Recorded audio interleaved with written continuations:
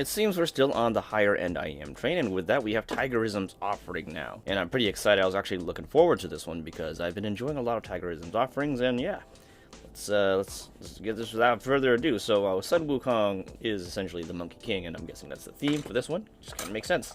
Take a look at the side, and oh, here we go. Alright, in the box you're gonna get the IEMs themselves, as well as some different sized ear tips with like their own containers, which is pretty cool. You also get a carrying case for everything, which is boxy and leathery, which I actually kind of like a lot. This design is, you know, the boxy kinds isn't used too often, so I enjoy that. And inside this you got some bags to carry essentially your ear, the IEMs, because they're made of metal to prevent scratching, I assume anyway. And of course you're gonna get your cable, and that's basically it, unless there was like, paperwork in here that someone took out. I don't know, but as far as I got in this box, this is all I got, so there it is. Alright, now starting with the cable, this is essentially the same cable you get with every other Tigerism offering so far anyway. It's like a sparkly-ish kind of cable. Nice metal accenting and, bits and pieces, which it means, it's got a nice build. However, this thickness, while it means better durability, also means there's more weight. So this could be a good thing or bad thing depending on how you like your cable. Alright, something worth noting about the cable, and if you've seen my other Tigerism videos, then you probably already know that it uses a 4.4mm jack because this is an audiophile product. First of all, it's a $750 audiophile product, so I guess it makes more sense in this realm where it would have this kind of like cable. So this jack is typically seen on higher end stuff, for balanced connections and whatnot, which is pretty common for these. So if you're like a regular person who decided to dish out $750, expect to have to buy an adapter, because typically you're looking at 3.5mm jacks for like regular audio stuff. So there is that caveat to getting the set of IEMs. It's the only cable you're gonna get with no adapter, so that's on you at this point. Another thing worth noting is that the connections connecting the cable to the IEMs themselves aren't exactly perfectly designed for the IEMs, much like on every other offering from Tigerism currently, because this cable is designed to go into like recessed holes on the IEMs, and the Tigerism IEMs don't have that, so this will look kind of silly on them because of the way they stick out. And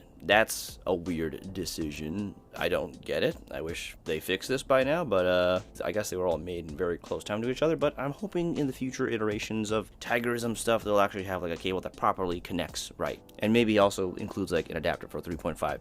That's just me. And right now for the thing we actually care about, which is the IEMs themselves. It's the Sun Wukong, as you can tell. If you don't know what, Sun Wukong is, as I mentioned earlier, it's the Monkey King, and he is right there on the face plate, which is not a plate, it's actually part of the whole body. He is etched in there, and, the body is completely made of metal, feels really good in the hand. This is the kind of build I'd expect out of something that costs $750, so it does make sense. It's either this, metal, or I suppose, like, resin, just the good stuff. But yeah, overall, build's nice, it looks nice, and despite, there being like etchings here and there, they didn't make it like too crazy. It's kind of minimalistic looking.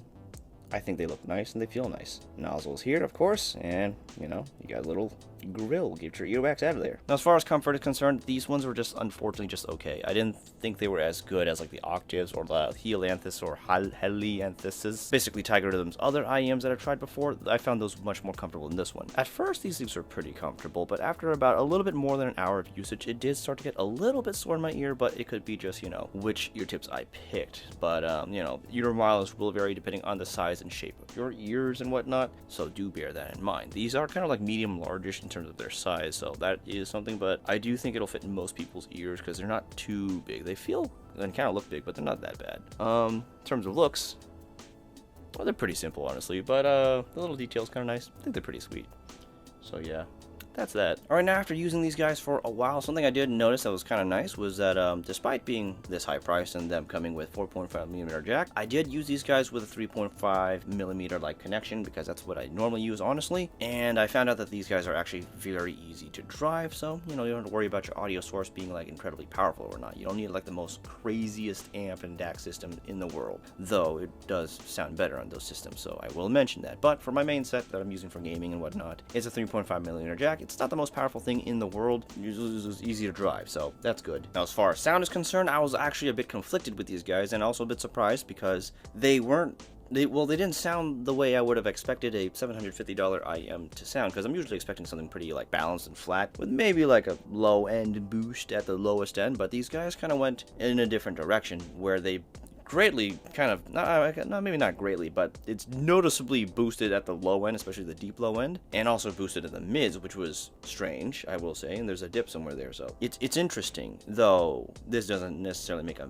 like bad or anything. I actually liked the sound, but there were times when I didn't because of the way it kind of went about it. So starting at the low end, goes really deep, great low end, super deep, really brings that rumble, and you can feel it. It is good without it being overwhelming, yet it's also very clean and clear, and just a really good low bass region. I mean, get the whole bass is actually really nice because you also get a nice thump and punch as you go through like the bass. It's good without being too much. A bass head might also say they might like it. Surprisingly, I wouldn't say they're bass head IMs, but a bass head would like it. They wouldn't mind them at all. They're pretty good. Feels good. And it's just really good bass. Moving into the mids, I am conflicted here because overall, while it is pretty clean, it's very analytical. I will say that. You hear all the sounds, but there is what appears to be a bit of a dip somewhere. I think maybe in the lower mids, where sometimes when I hear that sound, while it is pushed forward, because the mid-range, I will say, is very forward, it sometimes lacked body in some of the mid-range areas. I don't know if it's in the mid-mids or the lower mids, but on occasion I would hear kind of like a lack of body there. That was interesting. But with that aside, I liked how it sounded in that it was very, like, you know, once again, very analytical. You heard all the sounds really good, very clean, clear, though I will say sometimes it did come off a bit too forward. It's very, very forward mids, and sometimes where, say if you're listening to a song where there's a like background sound, like part of the drum set, maybe a clap sound, it's meant to stay in the background. These really bring them kind of forward, and that's a bit strange because it would kind of fight with the main part of the song where they're singing, where that's what you're mostly listening to. So you're like, listen to the voices in the song and then suddenly clap, and listen to the song and then clap. It just keeps popping up. It's not for every song, but for some songs it did that, and it was very jarring. It was strange. So yeah, these mids are really forward, which is both good and bad depending on what songs you listen to. So it's strange, I will say. Now as we go into like the upper range, the highs, I think it was good. Very clean, very clear. I wouldn't say it was smooth, but maybe along those lines, because it wasn't like sharp, which is good. It didn't get too spicy. I enjoyed them. I like the highs in these guys. They were very nice to listen to. They were pleasant without hurting me.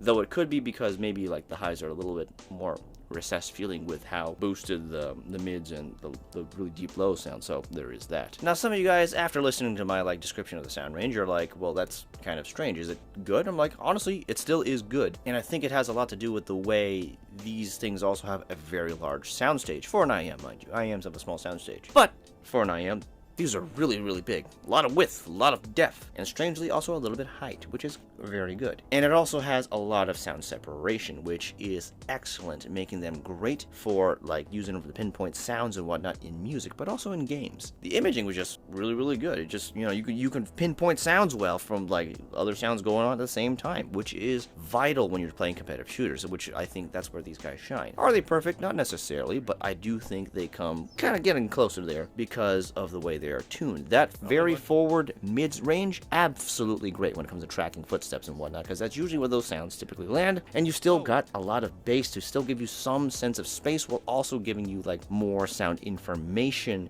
so you know where those people may be stepping on, because different surfaces in games will also change where, you know, how the sound sounds essentially. And I think these things did an excellent job, though if there's a lot going on and a lot of bassiness going on, then this may like be a bit troublesome, but that's basically every headphone and every IAM, honestly. Though some of you guys who are very sensitive to bass may find that a bit distracting if there's a lot of very low end bass, but this is very game specific, of course. And most games I played, I didn't really run into that trouble much at all. What I did run into trouble was if I had my communications on very loud, and since I play with a lot of dudes whose voices sit in that mid-range, their voices would also come very, very loud. So, you know, you're gonna have to play with your volume mixer a bit, because sometimes I'm trying to track for feet, but I keep hearing my friends talking, which is important because, you know, it's communications for the game, but sometimes it was just incredibly loud. I guess it also depends on your friend group and where their voice ranges sit, but just note that if they sit in the mid-range like my voice right now-ish, they're going to be really loud in your ear, so make sure to adjust their sound in comms. Now on the non-competitive side, where it's more about immersing yourself into the world and experiencing everything, these guys still did a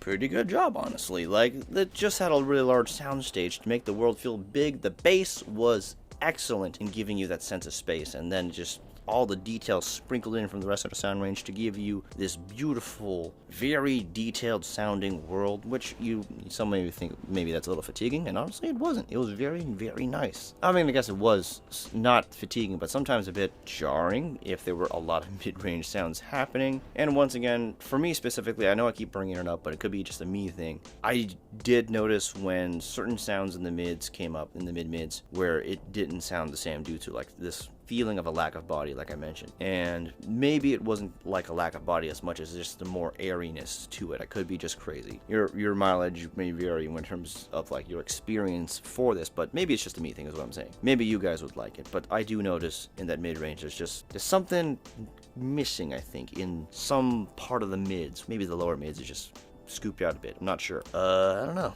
That's just something I did notice. So for me, I wouldn't say these are perfect for, non-competitive stuff that's immersive, but I still think they did an amazing job. I just personally prefer other sounds, but I still greatly enjoyed these, I will say that. But yeah, I still have that thing about the mids. Alright, now for the hard part of this video, and it's if these things are worth it. Honestly, this part isn't hard, because the reality of things is, I couldn't tell you if they were worth it or not. To some people, it might be, to some other people's, it would not be. To an audiophile, a bunch of you guys actually probably would really like these just because of how analytical they are and how they're tuned without being too boring. If you like more boring flat stuff, then maybe these guys aren't for you, of course. If you're more into like more fun stuff but also very revealing things, you greatly enjoy these guys. As for the rest of you guys who are like more not audiophiles, you're just your average gamer who still wants higher quality sound for your games and for music.